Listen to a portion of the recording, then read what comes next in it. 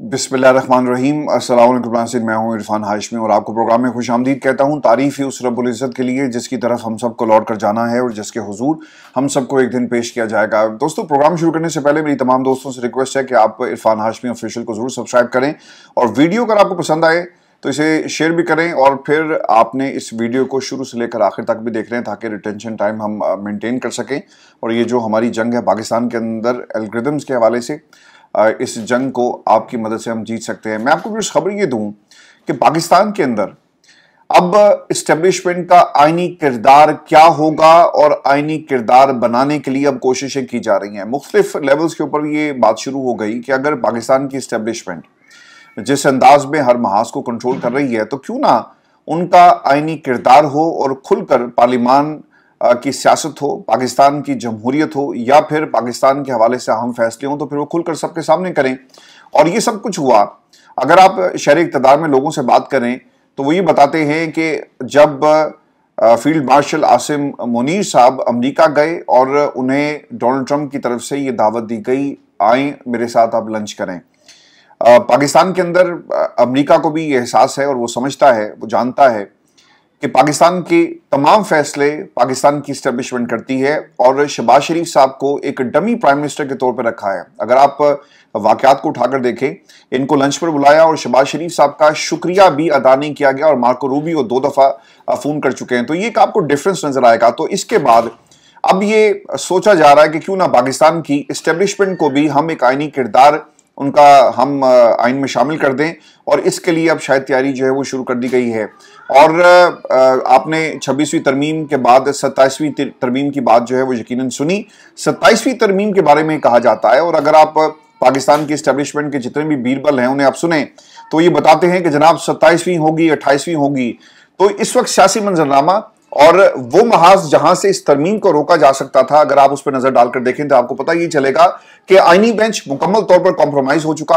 अगर ऐसी कोई तरमीम आएगी भी तो पार्लियामेंट के हवाले से पाकिस्तान की सुप्रीम कोर्ट के तमाम जजेस वैसे ही कॉम्प्रोमाइज हैं और वो कह चुके कि पार्लियामान का काम है आइन में तरमीम करना और हम इसके ऊपर अपनी जो राय है वो नहीं दे सकते, हम तशरीह जरूर कर सकते हैं। और अगर ये मामला सुप्रीम कोर्ट पाकिस्तान में चला भी गया तो फिर आईनी बेंच के सामने ये तमाम मामला होंगे। तो आपको एक बहुत बड़ी एक्सरसाइज की जरूरत है, इनकलाब आए, पाकिस्तान के अंदर हकीकी जमहूरियत आए और फिर एक आईनी तरमीम की तरफ 2/3 अक्सरियत लेकर जो भी जमात आती है, जो ये समझती है कि 26वीं तरमीम ने इस मुल्क को तबाह कर दिया, जो कि किया, तो ये तब मुमकिन हो सकेगा। तो ये इस वक्त एक ऐसी सिचुएशन बनी हुई है जहां पर लोग ये सोच रहे हैं कि क्यों ना हम 27वीं तरमीम में इस किरदार को परमानेंट कर दें। एक होता है ना एडहॉक, एक होता है एक कच्ची पोजीशन, आप टेम्परेरी होते हैं, लेकिन अब परमानेंट करने की कोशिशें की जा रही हैं। और फिर आपने सुना होगा कि 2029 के बाद भी आपको यही सेटअप नजर आ रहा है, यानी फॉर्म 47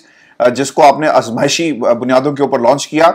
2029 के बाद जो भी इलेक्शन होंगे फॉर्म 47 की हुकूमत होगी या फिर जो भी तरीकाकार ईजाद किया जाता है उसके जरिए इस्टेब्लिशमेंट की मदद से एक ऐसी हुकूमत लाई जाए जो सिर्फ जमहूरियत का चेहरा हो और उसमें परमानेंट किरदार पाकिस्तान की इस्टेब्लिशमेंट का हो, ताकि कोई तनकीद ना कर सके कि जनाब देखें पाकिस्तान की इस्टेब्लिशमेंट जो है वो जमहूरियत में पंगा लेती है, हमने आइन में तरमीम करके इस पंगे को भी परमानेंट कर दिया है पाकिस्तान के कॉन्स्टिट्यूशन के अंदर। तो ये इस वक्त सोचा जा रहा है। मैं आपको ना इसी से जुड़ी खबर ये भी दे देता हूं कि जजिस ट्रांसफर केस की नजरसानी, अब देख लें कि वहां से फैसला क्या आया। जो महाज पाकिस्तान के अंदर रास्ता रोक सकते थे और वो केसेस जो इमरान खान के, जिनके फैसले अदालतों से इमरान खान के हक में आ सकते थे, आपने वहां पर नाका लगाकर अपनी मर्जी के लोग बिठा दिए, वहां से फैसले नहीं आ रहे। और जजिस ट्रांसफर केसेस के अंदर भी यही हुआ। पूरी ये जो इस वक्त एक सिलसिला आपको नजर आता है वो 26वीं तरमीम के समरात थे। जजिस की ट्रांसफर को देखें, पाकिस्तान में जो सीनियरिटी का मामला है, किसी भी जज को किसी भी अदालत से उठाकर आप पाकिस्तान में उसकी मंशा के बगैर ट्रांसफर कर सकते हैं। अगर सुप्रीम कोर्ट पाकिस्तान में केसेस गए तो आईनी बेंच में जस्टिस अमीनुद्दीन, हाजी अमीनुद्दीन साहब बैठे हुए, तो उन्होंने इस पूरे निजाम को एक तरह से कंट्रोल कर लिया। तो अब जजिस ट्रांसफर नजरसानी केस दरखास्त, ये मैं आपको बता देता हूं कि इसमें क्या हो रहा है। वकील मुनीर मलिक साहब ने जजेस की intra court appeal supreme court में दायर कर दी है और सुप्रीम कोर्ट में जजेस ट्रांसफर केस फैसले को इंट्रा कोर्ट अपील में कलअदम करार देने और इंट्रा अपील के इल्तवाक तक 19 जून का फैसला मुअत्तल करने की इस्तदा की गई है। अब मुमकिन तौर पर फैसला क्या आएगा पूरी कौम ये जानती है। जिस तरह कल बच्चा बच्चा पाकिस्तान का ये जानता था, उसे मालूम था कि फैसला क्या आएगा और अमीनुद्दीन साहब क्या फैसला देंगे, बिल्कुल उसी तरह अब लोग ये समझते हैं कि आईनी बेंच के सामने जाना अपना वक्त जाया करने के मुतरादिफ है। मुमकिन फैसला एक बार फिर आईनी बेंच के सामने जाएगा, दोबारा से दलाइल होंगे, वक्त जाया होगा और पहले वाला फैसला बरकरार रखा जाएगा। लेकिन अब केस दोबारा सुप्रीम कोर्ट में है, तो सवाल ये बनता है कि क्या कायम मकाम चीफ जस्टिस सरफराज डोगर को इस दौरान चीफ जस्टिस बनाया जाएगा या फिर फैसला आने का इंतजार किया जाएगा। क्योंकि मखसूस नशिस्तों में जब नजरसानी दायर हुई तो इससे पहले और समाअत के दौरान पहले वाले फैसले पर अमल दरामद नहीं हुआ। तो ये पाकिस्तान के अंदर ये प्रेसिडेंट्स हैं। एस्टेब्लिशमेंट इस पूरे निज़ाम को निगल चुकी है, उनके कंट्रोल में है और इस वक्त निज़ाम पूरी तरह हर चीज़ को काबू कर चुका है। चाहे वो इमरान खान की रिहाई है, पाकिस्तान में अदलिया है, इंसाफ है, पार्लिमान है, मखसूस नशिस्तें हैं, फैसले हैं।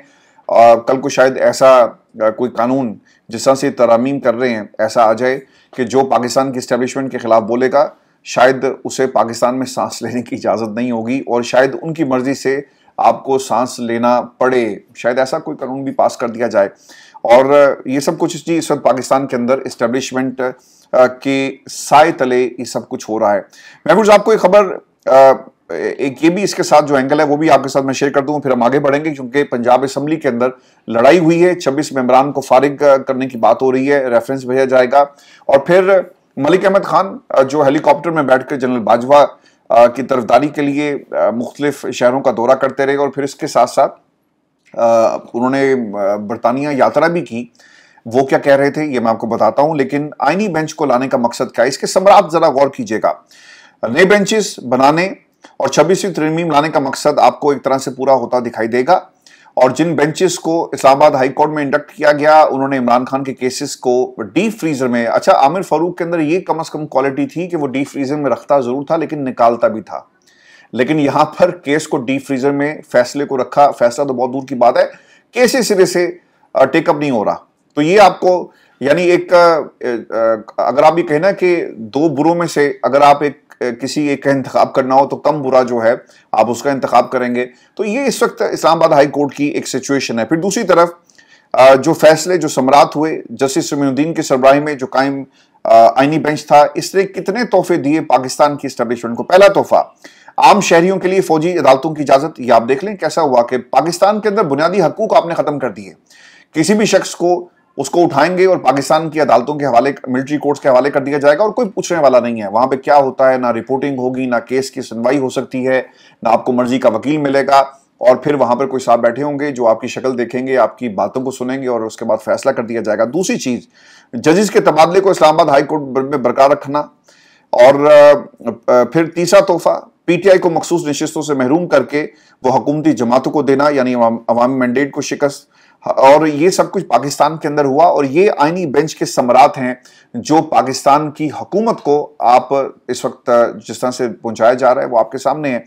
मैं आपको फिर इस पे ना एक चीज जो बड़ी इंपॉर्टेंट है, कल एक दोस्त ने भी इस हवाले से बात की कि पाकिस्तान के अंदर डीप स्टेट का किरदार क्या है। सुप्रीम कोर्ट पाकिस्तान भी इस डीप स्टेट का हिस्सा बन गई है और इस डीप स्टेट के किरदार को पाकिस्तान के आइन के जरिए अब एक आईनी कवर देने की तैयारियां की जा रही हैं जो 27वीं या 28वीं तरमीम की शक्ल में होगा। और इसका ना एक दूसरा एंगल ये भी था कि डीप स्टेट का आपने लफ्ज सुना होगा, हिलरी क्लिंटन ने भी लफ्ज इस्तेमाल किया। पाकिस्तान की डीप स्टेट भी है, अमेरिका की भी डीप स्टेट है जिसका डोनाल्ड ट्रंप साहब जो हैं वो एक तरह से मुकाबला कर चुके हैं। तो डीप स्टेट सुप्रीम कोर्ट और पाकिस्तान के अंदर भी आपको एक तरह से नजर आती है और वो है आईनी अदालत के वो जज साहिबान जिन्होंने पाकिस्तान तहरीक इंसाफ के खिलाफ फैसले दिए। और कोई फैसला, इंटरेस्टिंग पहलू इसमें यह था कि वो पाकिस्तान तहरीक इंसाफ के हक में नहीं आया, सारे फैसले आपको खिलाफ आते हुए नजर आएंगे। उन्होंने क्या किया, उन्होंने आइन के बुनियादी ढांचे को हिला कर रख दिया, पाकिस्तान के अंदर सुप्रीम कोर्ट को तबाह कर दिया। पाकिस्तान के अंदर एक पैरेलल जब अदालत बन गई जिसे कोई और कंट्रोल करता है तो फिर आइन कानून की बात आप नहीं कर सकते। और अब सुप्रीम कोर्ट जो वजूद में आ चुकी है ये असल में ताकतवर हलकों की, पाकिस्तान की इस्टेब्लिशमेंट, मुक्तदरा या फिर फर्द वाहिद की आप इसे अदालत कहें, इससे बेहतरीन इसकी डेफिनेशन नहीं हो सकती। मैं आपको व्यूअर्स ये खबर भी दे दूं जो इस वक्त पाकिस्तान के अंदर पंजाब से खबर आ रही है, एक जमहूरियत का खौफनाक हमने चेहरा देखा। अगर आप पार्लियामान के अंदर किसी पर तनकीद नहीं कर सकते, किसी को बुरा भला नहीं कह सकते आइन और कानून के अंदर रहते हुए, और तनकीद की इजाजत नहीं होगी, लोगों को मुअत्तल उनकी मेंबरशिप कर दी जाएगी, रुकनीत मुअत्तल कर दी जाएगी, तो फिर आप इस ड्रामे को बंद कर दें। पाकिस्तान के अंदर चौक चौराहों के अंदर ऐलान करवाया जाए, मनादी करवाई जाए कि आज से पाकिस्तान के अंदर हम सिविल मार्शल लॉ लगाने जा रहे हैं। पाकिस्तान की इस्टेब्लिशमेंट पीछे रहकर मामलात को देखेगी, आपके मुआशी मामलात हों, इकॉनमी हो, आपके दुनिया के फॉरेन अफेयर्स हों, पाकिस्तान का दीगर ममालिक के साथ ताउन किस तरह से आगे बढ़ाया जाएगा, इंपोर्ट एक्सपोर्ट के मामलात हों, पाकिस्तान में आपने फैक्ट्रियां कहाँ कहाँ लगानी है, इसमें किसका किरदार होगा, और पाकिस्तान की पार्लियामान किस किस्म की कानून साजी करेगी। अब हो ये रहा है कि पाकिस्तान की पार्लियामेंट को, चूंकि फॉर्म 47 की है, कंट्रोल इस्टेब्लिशमेंट करती है, और जब भी कोई कानून पास करवाना हो तो इस्टेब्लिशमेंट इनको याद करवाती है कि याद करो वो दिन जब तुम हार गए थे और हमने तुम्हें जितवाया, तो अब आपको उस एहसान के बदले आपको हमारे लिए काम करना है। सर, इसकी इससे ज्यादा सिंप्लीफाई डेफिनेशन नहीं हो सकती कि पाकिस्तान के पार्लियामान से क्या काम लिया जा रहा है। और उस पार्लियामान के अंदर हुआ ये जी, पंजाब असम्बली में मरीम नवाज की तकरीर और अपोजिशन बोलना शुरू हो गई। ये उनका हक है, वो तनकीद करें, वो ना सुने, जो भी कुछ करें, ये जमहूरियत का जी हुसन है। आप फॉर्म 47 वाले आकर आप क्या कर रहे हैं, आप लोगों को पार्लियामान के अंदर भी बोलने की इजाजत नहीं है। 15 इजलास उनके ऊपर पाबंदी लग गई है जी। अरकान की रुकनीत 26 अरकान है जिनकी रुकनीत मुअत्तल हो गई, और फिर 11 अरकान पर इस असम्बली में दाखिले पर भी पाबंदी लगा दी गई है। कुछ वीडियोस ऐसी आई जिसमें ना क्लोजअप ले लेकर बनाया गया, और फिर मेक श्योर ये किया गया कि इन चेहरों को, इन शख्सियात को पार्लियामान के अंदर यानी फ्लोर ऑफ द हाउस इनकी ना सिर्फ रुकनीत मुअत्तल की जाएगी बल्कि इनके दाखिले पर भी पाबंदी लगाई जाएगी। अब फवाद चौधरी साहब ने जी इसके ऊपर कुछ बातें कही, मैं आपके साथ शेयर कर देता हूँ। वो ये कहते हैं कि स्पीकर पंजाब असम्बली का बस नहीं चल रहा, जिस दिन मरीम नवाज की तकरीर हो सिर्फ वो खुद बैठकर सुना करें और सारे मेंबरान को मुअत्तल कर दें। स्पीकर अहमद खान का इसके ऊपर रद्दअमल आया कि काफी गुस्से में नजर आए। किसी गिरफ्तार शख्स को छुड़ाने के चक्कर में पूरी असम्बली की इज्जत और तकरीम को दाव पर नहीं लगा दिया जाएगा। यहाँ गालियां नहीं दी जाएंगी। इज्जत ढूंढनी, दस्तार सर पर रखनी, दस्तार को सर पर रखने का अहल भी होना चाहिए। ये है आपकी औकात। पंजाब असम्बली से जितने भी कानून पास किए गए, एक भी अपोजिशन के मेंबर से मशवरा नहीं किया गया। अगर सिस्टम पर इतना एतराज है, आप असम्बली से तनख्वाहें भी वसूल करें और गैर सियासी हरकतें भी करें। ऐसा नहीं होगा। अगर मुजाहरा ही करना है तो जाओ इस्तीफे दो। देखो फिर इन अराकीन के खिलाफ आज ही रेफरेंस इलेक्शन कमीशन भेज दूंगा। अभी करना ही चाहते हैं। देखिए, मखसूस नशिस्तें आपने छीन ली, और 9 मई के अंदर बहुत सारे लोगों को एक तरह से नाअहल कर दिया जाएगा। जो उनके साथ मिलकर बैठेगा वो सिर्फ हकीकी आपको जमहूरियत का चैंपियन नजर आएगा, बाकी सब गद्दार बन जाएंगे। वहां से भी आप नशिस्तें जो है कम करेंगे, फिर मखसूस नशिस्तें अरकान की रुकनीत मुअत्तल हो जाएगी, उनको नाअहल कर दिया जाएगा, फिर वो भी बाई इलेक्शंस हो गए, और फिर ये भी एक प्रेशर बिल्डअप किया जा रहा है। और इनकी अब ये कोशिश ये है। अब इसका फैसला क्या है, ये सही है, गलत है, अभी इसके ऊपर भी आपने अपने कमेंट्स जरूर भेजने हैं कि असम्बली से बाहर रहकर क्या पाकिस्तान तहरीक इंसाफ एक बड़ी तहरीक चलाने में कामयाब होती है, या फिर ये एक गलत फैसला होगा। इस पर अपनी जरूर राय दीजिएगा, क्योंकि ये वो तीसरा महाज है जो अब पार्टी के अंदर से भी और फिर दोस्त इनके भी ये बात कर रहे हैं, और इसके ऊपर लोग जो है मुशावरत कर रहे हैं कि हमें असम्बलियों से इस्तीफे देकर एक तहरीक चलानी चाहिए। क्योंकि होगा ये कि एक मखसूस नशिस्तें, फिर नाअहली, और फिर अगर आपने इस्तीफे दे दिए, रेफरेंसेस बनाकर इलेक्शन कमीशन को भेजे जाएंगे, और इन तमाम नशिस्तों के ऊपर पाकिस्तान मुस्लिम लीग नून के लोग आकर बैठ जाएंगे, या फिर पाकिस्तान पीपल्स पार्टी, क्योंकि नून लीग ये समझती है कि हम अगर ये करवाने में कामयाब हो गए तो हम ज़्यादा से ज़्यादा अपने लोगों को पार्लियामान में भेजेंगे, और फिर ये जो डिपेंडेंस है हमारी पीपल्स पार्टी या किसी और के ऊपर, ये भी शायद ख़त्म हो जाए, और हम पाकिस्तान की सबसे बड़ी जमात बनकर फिर कई साल तक ऐसी कानून साजी करें, हम जो मर्जी करते रहें, हमें कोई पूछने वाला नहीं होगा। और ये इस प्लान का हिस्सा है। पाकिस्तान के इस्टेब्लिशमेंट को आप खुश करते जाएं, इनके साथ आप लगे रहें। अगले 10 साल का ये एक प्लान बनाकर इस वक्त पाकिस्तान के अंदर लोग जो है वो बैठे हुए हैं। कुछ मैं आपको ना एक खबर ये भी दे दूं, और पाकिस्तान तहरीक इंसाफ को मशवरा दिया फवाद चौधरी साहब ने। वो ये कहते हैं कि इमरान खान भी सियासी कमेटी खत्म करने पर रजामंद थे। सियासी कमेटी खत्म होने के बाद सिर्फ कोर कमेटी को फैसला करने का इख्तियार हासिल होगा। इस हवाले से फवाद चौधरी ने कहा कि इमरान खान से गुजारिश है कि शाह महमूद, डॉक्टर आरिफ अलवी और असद कैसर पर मुश्तमिल 3 रुकनी कमेटी तश्कील दें, जो पोलिटिकल कमेटी और कोर कमेटी की तश्कील 9 करें और सियासी हिकमत अमली बनाएं। इन नौमलूद वकीलों की नाम निहाज सियासत की वजह से आप खुद और हम शदीद परेशानियों का शिकार हैं। एक बार फिर हम लोगों को जाली मुकदमात में जाली अदालतों के जरिए जेलों में फेंका जा रहा है, हम मुसलसल अजाब का शिकार हैं। अच्छा, ये सिर्फ इनके साथ मसला नहीं है। पाकिस्तान तहरीक इंसाफ के बारे में ना जो भी बात करता है, चाहे वो सहाफ़ी है, चाहे वो वर्कर है, चाहे वो इनका second tier, third tier, fourth tier leadership है जो मुखलिस है इमरान खान के साथ, जो उनकी बात करता है, आपको हर लेवल पर फस्तायत नजर आएगी और लोगों को पकड़ा जाता है, उनको मारा जाता है, उनके खिलाफ मुकदमात बनते हैं।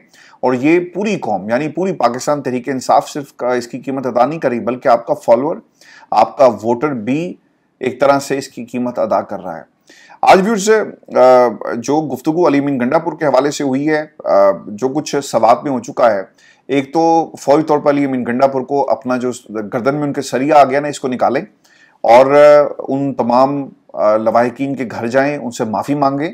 और आपने कहा ना कि, और कुछ वीडियोस अभी शेयर भी हो रही थी जिसमें देखा जा सकता है कि कूड़े वाली गाड़ियों के अंदर वो ताबूत रख कर लेकर जा रहे हैं। और फिर सोशल मीडिया पर इस वक्त तूफान आपको नजर आ रहा होगा। लोगों ने ना बहुत सारी ऐसी वीडियोस शेयर की जिसमें एक क्रिकेटर को हेलीकॉप्टर में बिठाकर वो लेकर गए। फिर इसके साथ साथ जो केपी के अंदर आपकी आर्मी की डिप्लॉयमेंट है या फिर रेस्क्यू सर्विसेज हैं, वो क्या कर रही थी, ये भी एक बहुत बड़ा सवाल है ना। तो ये जरूर पूछा जाए उन तमाम लोगों से जो इस निज़ाम को चला रहे हैं, चाहे वो अली अमीन गंडापुर है, चाहे वो केपी हुकूमत है, या फिर कोई भी हुकूमत है। अगर 18 जानें चली गई, आपकी बेहिसी की नजर हो गई और आपने जिस तरह से उसके ऊपर रिएक्शन दिया 10-10 लाख रुपए देकर, यार खुदा का खौफ खाएं। वहां पर क्यों आपके लोग मौजूद नहीं थे जो लोगों को मना करें कि आपने सवात, दरिया सवात के वो जो दरिया की पट्टी है उसके अंदर नहीं जाना, सलाबी रेला किसी भी वक्त आ सकता है, और पुलिस को मुसलसल डिप्लॉय किया जाए। लेकिन कोई ऐसे इंतजाम नहीं थे, लोग चले गए, रेला आ गया, लोग अपनी जान से हाथ धो बैठते हैं और आप उनके लिए 10-10 लाख रुपए, आई डोंट नो ये खबर कितनी सच्ची है, लेकिन एक गम गुस्सा आपको केपी हुकूमत के हवाले से लोगों में नजर आएगा और होना भी चाहिए। लोग डूब गए और इस हुकूमत को भी डूब के मर जाना चाहिए। और लाहौर से भी जी अच्छी खबरें नहीं है, पंजाब इस वक्त डूबा हुआ है पानी के अंदर, और इनकी जो कारकर्दगी है खासतौर पर लाहौर की, जगह जगह आपको पानी खड़ा हुआ नजर आएगा, तो वो भी खुलकर सामने आ गई। पोस्ट एरियाज में जाकर वीडियोस आप बनाएं, जो मर्जी करें, लेकिन जिन इलाकों में पानी खड़ा है, जहां पर आप नहीं गए, वहां जाकर भी हालात देखें और आपको लग पता जाएगा कि पानी इस वक्त लाहौर के किन किन इलाकों में और किस तरह से तबाही जो है वो मचा रहा है। मैं भी आपको एक खबर ये भी दे दूं कि आज जब मैं ये प्रोग्राम रिकॉर्ड कर रहा था तो एक ट्वीट मेरी नजरों से गुजरा, और उस ट्वीट के अंदर हुआ क्या जी, बिलावल वर्सेस फवाद चौधरी साहब, और दोनों ने एक दूसरे के ऊपर तनकीद की और एक दूसरे को बुरा भला भी कहा। लेकिन बिलावल ने कहा यू इडियट, इडियट के लफ्ज़ इस्तेमाल किया। Sindh river is the Indus river, the Indus valley civilization belongs to all Pakistan, the word Indus is Latinized version of Sindhu brought into the English via the Greek name Indos, which in turn was derived from the Persian pronunciation of वगैरह वगैरह। वो आगे उन्होंने कुछ और बातें भी लिखी हुई हैं। अच्छा, ये क्यों उन्होंने लिखा, इसकी वजह क्या बनी? इसकी वजह ये बनी कि फवाद चौधरी साहब ने इनके बारे में कहा था कि आप जो हैं, और मैं आपके सामने वो अल्फाज भी एग्जैक्टली रख देता हूं कि असल में उन्होंने क्या कहा। This is an attack on Pakistan, not on Sindh, unless you have also joined the Sindhu Desh under GM Syed family. Bibi would never have such made such an statement, कि वो कभी भी इस किस्म की स्टेटमेंट जो है सिंधु देश के हवाले से कभी भी जारी नहीं करेंगी। तो इसके ऊपर उसने जवाब दिया, और फिर दूसरी तरफ से फवाद चौधरी का भी एक रिप्लाई आया। फवाद चौधरी ये कहते हैं कि for a change do read at least few lines. Sindhi nationalist politics centered on the Sindhu Indus River emphasized cultural identity, autonomy or independence of Sindh, often tied to the river's historical and the cultural significance। चूंकि दरिया की जो पुरानी history है उसके साथ इसकी आज़ादी की बात को जोड़ा जाता है। और फिर वो ये भी कहते हैं कि often tied to the river's historical and cultural significance, J.M. Sayyid, the founder of the modern Sindhi nationalism, proposed Sindhu Desh in 1972, inspired by the Bengali movement advocating for Sindh separation from Pakistan due to perceived marginalization. His books, और फिर उसका कुछ उन्होंने हवाला भी दिया इसके अंदर। तो ये दोनों के दरमियान लड़ाई हुई है, लेकिन बिलावल ने इडियट कह दिया जी फवाद चौधरी साहब को, तो फवाद चौधरी साहब ने फिर उसका भरपूर तरीके से जो है वो जवाब दिया, क्योंकि फवाद चौधरी साहब ने ट्विटर के ऊपर इसका तनकीद की है बिलावल सरदारी पर, और बेनज़ीर भुट्टो का हवाला देते हुए कहा कि बेनज़ीर कभी भी इस किस्म की बात नहीं करेंगे। बिलावल ने बहुत सारी चीज़ें कर ली हैं जी, जिसका मेरा ख्याल है कि ये पीपल्स पार्टी के लिए भी सरप्राइज़ होगा वो सरप्राइज क्या है कि जरदारी साहब बहुत सख्त बीमार हैं और पार्टी को अब लीड कौन करेगा, बिलावल जरदारी। और इन बच्चों की सियासत, जो ट्रांजिशनल पीरियड आप देख रहे हैं, मैंने 3 साल पहले ये बात शुरू कर दी थी जब मैं एवन फील्ड के बाहर और जो पॉलिटिकल एक्टिविटी होती थी देखते थे, तो एक ज़रूर हमें नज़र आया मलिक अहमद खान एंड कंपनी जो आकर जो जनरल बाजवा के लिए लॉबिंग कर रहे थे कि ये एक ट्रांजिशनल पीरियड से इस वक्त दोनों जमातें गुजर रही हैं और अपने बच्चों की सियासत को परमानेंट करने के लिए और इसकी पोजीशन बेहतर और मुस्तहकम करने के लिए इनके बड़े अब बैठकर पाकिस्तान की इस्टेब्लिशमेंट से डील कर रहे हैं। और इसमें नवाज शरीफ साहब को वज़ीर आज़म बनाने का मामला नहीं है, बल्कि बच्चों के लिए क्या होगा, चाहे वो जरदारी ख़ानदान है या ये करेंगे। तो बिलावल जरदारी ने बहुत सारे कॉम्प्रोमाइज़ किए इक़्तिदार के लिए, जिसमें आप देख लें बेनज़ीर के हवाले से नून लीग ने क्या क्या कुछ नहीं कहा, लेकिन बच्चे कहते हैं कि नहीं जी हमने कुछ नहीं किया। मरीम कहती हैं कि ये नून लीग ने नहीं करवाया बल्कि पाकिस्तान की इस्टेब्लिशमेंट करवा रही थी, और मैं लाड़काना की सड़कों पे तुम्हें घसीटूंगा। तो ये वो बातें हैं जो ये लोग भूल बैठे हैं सिर्फ इक़्तिदार की खातिर, चूंकि एक बहन भी पार्लियामान में पहुंच गई, दूसरा भाई भी पार्लियामान के अंदर है, तो ये एक फैमिली फ्रेंचाइज है जी सियासत की जो चल रही है। एक लीडर थे इमरान खान जिसने इस पूरी फ्रेंचाइज को बुरी तरह नाकाम किया, लेकिन पाकिस्तान की इस्टेब्लिशमेंट आकर इनको कामयाब बनाने में लगी हुई है। तो अगर आप उनके साथ डील कर लेंगे तो फिर आपको कोई रोक नहीं सकता, और this is exactly is happening in Pakistan. मैं व्यूअर्स आपको ना जाते जाते खबर ये भी दे दूं, चूंकि डोनाल्ड ट्रंप साहब ने जी कुछ गिला किया और उनका गिला बनता है। उन्होंने गिला क्या किया, चूंकि वो ये समझते हैं कि वो अकले कुल हैं और दुनिया के बड़े बड़े लीडर्स को वो बुली कर सकते हैं। और इससे पहले यूक्रेन के सदर को डोनाल्ड ट्रंप की तरफ से हमने बुली होते हुए देखा। फिर जो हमारे लंदन के बरतानिया के जो वज़ीर आज़म हैं उनके साथ भी कुछ रवैया इनका अच्छा नहीं रहा, और जो बॉडी लैंग्वेज है वो बहुत ज़्यादा हार्श थी।